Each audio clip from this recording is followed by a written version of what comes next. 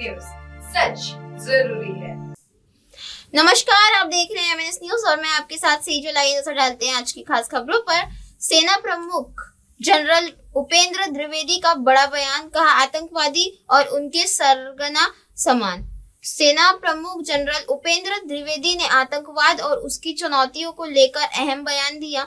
उन्होंने कहा कि हमारे लिए आतंकवादी और उनके सरगना दोनों बराबर है और जो भी आतंकवाद को बढ़ावा देगा उससे जवाब मिलेगा। जनरल द्विवेदी ने ऑपरेशन सिंदूर और पाकिस्तान पर भी टिप्पणियां करते हुए कहा कि यह केवल एक चेतावनी थी और भारत किसी ब्लैकमेल से नहीं डरेगा। उन्होंने कहा कि 88 घंटे में स्पष्ट संदेश दे दिया गया और आगे हर स्तर पर समयानुसार कार्यवाही की जाएगी। चीन बॉर्डर पर उन्होंने बातचीत और सुधारों का जिक्र किया और कहा कि दोनों देशों के नेताओं के बीच डायलॉग में लाभ होगा। जम्मू कश्मीर पर उन्होंने कहा कि वह स्थिति में सुधार हुआ है, लोग लौट रहे हैं और आतंकवाद में गिरावट आई है। उन्होंने बताया कि कश्मीर में शिक्षा और बुनियादी ढांचे में सुधार हुआ है, स्कूल और कॉलेज खुल रहे हैं। म्यांमार के मुद्दों पर उन्होंने कहा कि भारत शरणार्थियों और सुरक्षित लौटने में मदद कर रहा है। जनरल द्विवेदी ने जोर देकर कहा कि भारत और सैन्य शक्ति लगातार बढ़ रही है और डिफेंस मजबूत है, जिससे आतंकवाद पर नियंत्रण में मदद मिली है। अगली खबर, बेतिया में सड़क हादसा, तेज रफ्तार कार ने बारातियों को रौंदा, 4 की मौत, दर्जन से अधिक घायल। बिहार के बेतिया जिले में देर रात एक भीषण सड़क हादसा हुआ। तेज रफ्तार कार अनियंत्रित होकर बारातियों की भीड़ में जा घुसी, जिसमें 4 लोगों की मौत हो गई और करीब 16 लोग गंभीर रूप से घायल हो गए। हादसा लौरिया बहगा मुख्य मार्ग के विशुनपुरवा के पास हुआ। प्रत्यक्षदर्शियों ने बताया कि कार की टक्कर इतनी जोरदार थी कि मौके पर चीख पुकार मच गई और अफरा तफरी का माहौल बन गया। घायलों को तुरंत लौरिया सामुदायिक स्वास्थ्य केंद्र में भर्ती कराया गया, जहां प्राथमिक उपचार के बाद उन्हें बेतिया जीएमसीएच रेफर कर दिया गया। घटनास्थल पर 3 लोगों की मौत हो गई, जबकि इलाज के दौरान एक और व्यक्ति की मौत हो गई। बताया गया कि बारात नरकटिया के मलदहिया पोखरिया आई थी और कार्यक्रम के बाद सड़क किनारे खड़ी थी। पुलिस ने दुर्घटनाग्रस्त वाहन को जब्त कर मामले की जांच शुरू कर दी है। हादसे में इलाके में हड़कंप मचा दिया है और स्थानीय लोग सड़क सुरक्षा और तेज गति पर गंभीर चिंता व्यक्त कर रहे हैं। यह घटना एक बार फिर यातायात नियमों को सुरक्षित ड्राइविंग की अनिवार्यता को याद दिलाती है। अगली खबर, नोएडा में मृदुल तिवारी के स्वागत में हुआ चक्का जाम, फैंस ने सड़क पर जताई खुशी। बिग बॉस 19 के मिड वीक एविक्शन के जरिए बेघर हुए मृदुल तिवारी का ग्रेटर नोएडा स्थित घर पहुंचने का भव्य स्वागत किया गया। उनके फैंस इतने उत्साहित थे कि सड़क पर चक्का जाम कर दिया। मृदुल के हाथ जोरदार फैंस का अभिवादन किया गया और हाथ मिलाकर धन्यवाद दिया। बिग बॉस से बाहर आने के बाद मृदुल ने अपने घर में दोस्तों के साथ रीयूनियन की। इस दौरान उन्होंने अभिषेक बजाज, नगमा मिराजकर और आवेज बार के मुलाकात की। शो में उनकी दोस्ती और बॉन्डिंग को देखकर फैंस खुश नजर आए। सोशल मीडिया पर मृदुल ने स्वागत के वीडियो तेजी से वायरल हो रहे हैं। फैंस ने उनकी कार को चारों तरफ घेर लिया और जोर जोर से चिल्लाकर खुशी जताई।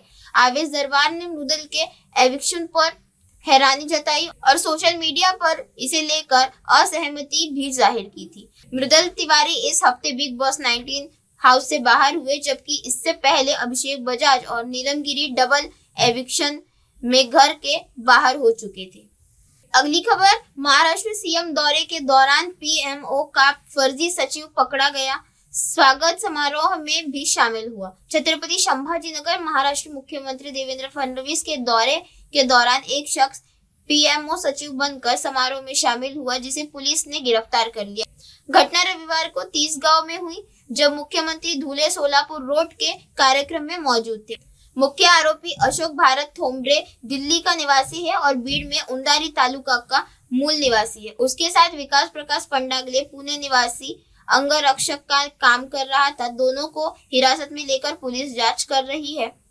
पुलिस को शक तब हुआ जब वह फर्जी सचिव के पास भारत सरकार के अक्षर को और राष्ट्रीय ध्वज में सुसज्जित सूटकेस मिला। आरोपी ने मुख्यमंत्री के सामने स्वागत समारोह में भी भाग लिया, जिससे सुरक्षा व्यवस्था में सेंध लगने का मामला सामने आया। पुलिस अब यह पता लगाने में जुटी है कि आरोपी पीएमओ सचिव बनकर क्यों घूम रहा था और उसके पीछे क्या मकसद था। जनता भी हैरान है कि किसी ने कैसे हिम्मत करके इतनी सहजता से फर्जी अधिकारी बनकर कार्यक्रम में शामिल होने की कोशिश की। सुरक्षा अधिकारियों ने समय रहते उसे पकड़कर बड़े हादसे को टाल दिया। मामले की जांच हर एंगल से जारी है और पूछताछ के बाद ही आरोपी को इरादों का पूरा खुलासा होगा। अगली खबर, मुंबई नशे में धुत शख्स ने दी नौसेना टंकी पर आतंकी हमले की झूठी चेतावनी। मुंबई महाराष्ट्र शहर के दक्षिणी हिस्से में स्थित नौसेना टंकी पर संभावित आतंकवादी हमले की झूठी चेतावनी मिलने से पुलिस में हड़कंप मच गया। पुलिस नियंत्रण कक्ष को नशे की हालत में फोन करने वाले शख्स ने आंध्र प्रदेश का रहने वाला होने का दावा किया। जांच में पता चला कि कॉल देने वाला व्यक्ति जहांगीर था, जो अपने दोस्त के साथ शराब के नशे में फोन कर रहा था। कॉल पूरी तरह झूठी निकली और किसी खतरे की पुष्टि नहीं हुई। पुलिस ने बताया कि मामले में अभी तक किसी भी गिरफ्तारी नहीं हुई है और फर्जी कॉल से बचने के उपायों पर काम किया जा रहा है। अधिकारियों ने कहा कि ऐसे मामलों में सतर्कता जरूरी है। साल 2025 में यह दूसरी घटना है। सितंबर में भी मुंबई पुलिस को व्हाट्सएप एक फर्जी धमकी मिली थी, जो 34 गाड़ियों में ह्यूमन बॉम्ब और 40 किलो आरडीएक्स से हमला होने की बात कही थी। उस मामले में आरोपी का नोएडा से गिरफ्तार किया गया था। पुलिस ने जनता से अपील की है कि किसी भी संदिग्ध कॉल या सूचना पर तुरंत जानकारी दे, ताकि सुरक्षा व्यवस्था बनी रहे और अफवाहें न फैले। अगली खबर, नवसारी हाईवे पर लहसुन के ट्रक में छिपाई 1 करोड़ रुपए की शराब जब्त, आरोपी गिरफ्तार।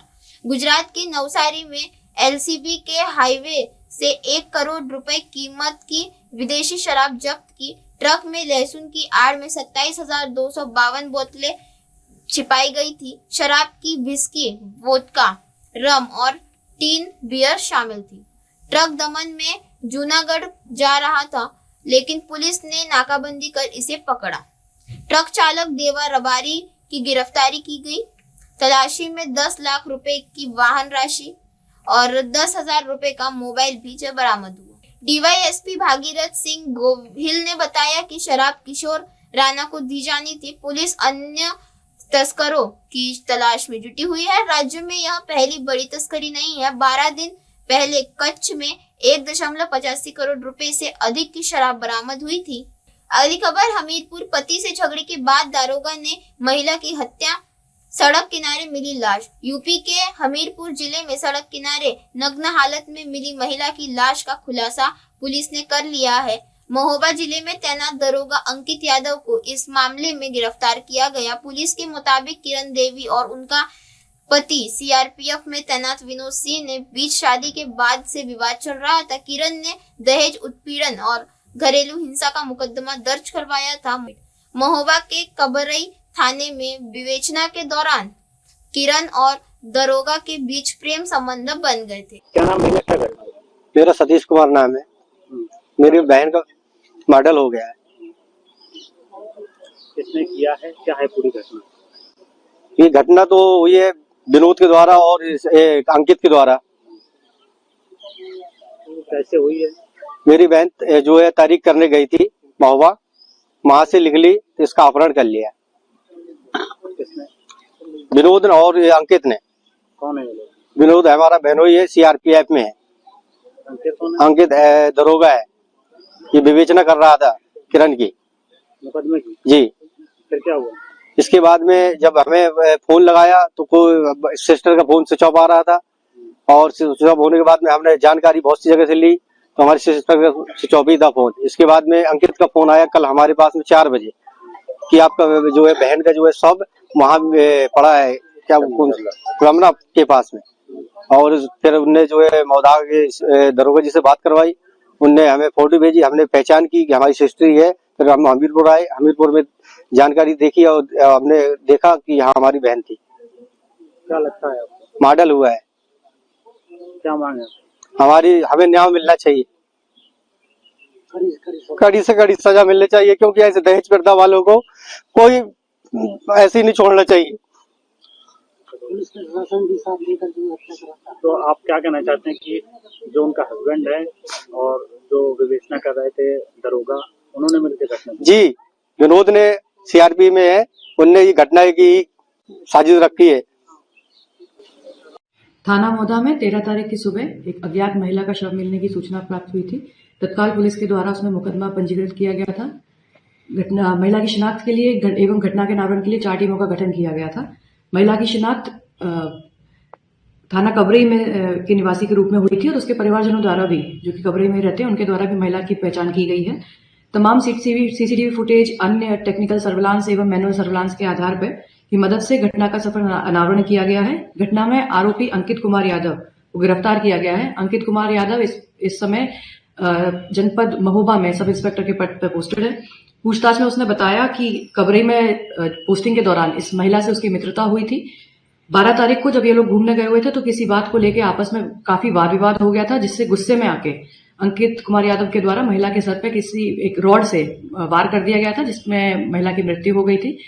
आला कत्ल अभियुक्त से बरामद कर लिया गया है एवं जो कार इसमें इस्तेमाल हुई है उसको भी बरामद कर लिया गया है। आगे की वैधानिक कार्रवाई प्रचलित है। 12 नवंबर को हमीरपुर के मोहदा इलाके में दोनों के बीच विवाद हुआ। गुस्से में दारोगा अंकित ने लोहे की रॉड से हमला कर किरण की हत्या कर दी। हत्या के बाद आरोपी ने शव को सड़क किनारे फेंक दिया और फरार हो गया। पुलिस ने आरोपी को गिरफ्तार कर जेल में भेज दिया। यह मामला महिला और पुलिस अधिकारी के बीच हुए गैर कानूनी संबंध और हत्या का गंभीर उदाहरण बन गया है। अगली खबर, बिहार नीतीश कुमार ने राज्यपाल से मुलाकात की। 19 नवंबर को भंग होगी विधानसभा। बिहार में नई सरकार गठन की तैयारी तेज हो गई है। मुख्यमंत्री नीतीश कुमार सोमवार को राजभवन पहुंचे और राज्यपाल आरिफ मोहम्मद खान से मुलाकात की। मुलाकात में नीतीश ने 3 प्रस्ताव रखे। पहला, 19 नवंबर से वर्तमान विधानसभा को भंग करना का। दूसरा, कार्यकाल के दौरान सभी पदाधिकारियों और कर्मियों के सहयोग की सराहना। तीसरा, एनडीए की हालिया चुनाव में मिली सफलता के लिए मंत्रियों ने नीतीश कुमार को बधाई दी। आज ही निवर्तमान मंत्रिमंडल की अंतिम बैठक हुई, जिसकी अध्यक्षता नीतीश कुमार ने की। राज्य भवन से निकलने के बाद नीतीश सीधे मुख्यमंत्री आवास पहुंचे। कल बीजेपी और जेडीयू के विधायक दल की बैठक में नीतीश और दल का नेता चुना जाएगा।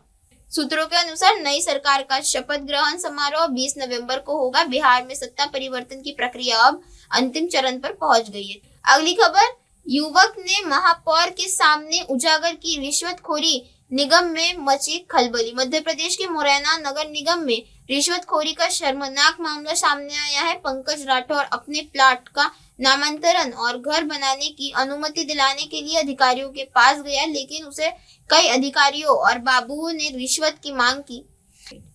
साहस दिखाते हुए पंकज सीधे महापौर शारदा सोलंकी के पास पहुंचा और मोबाइल पर रिकॉर्डिंग के जरिए अधिकारियों की रिश्वत रेट लिस्ट उजागर कर दी। मेरा अब अपन को क्या करना है, आपको देने 3,000 रुपए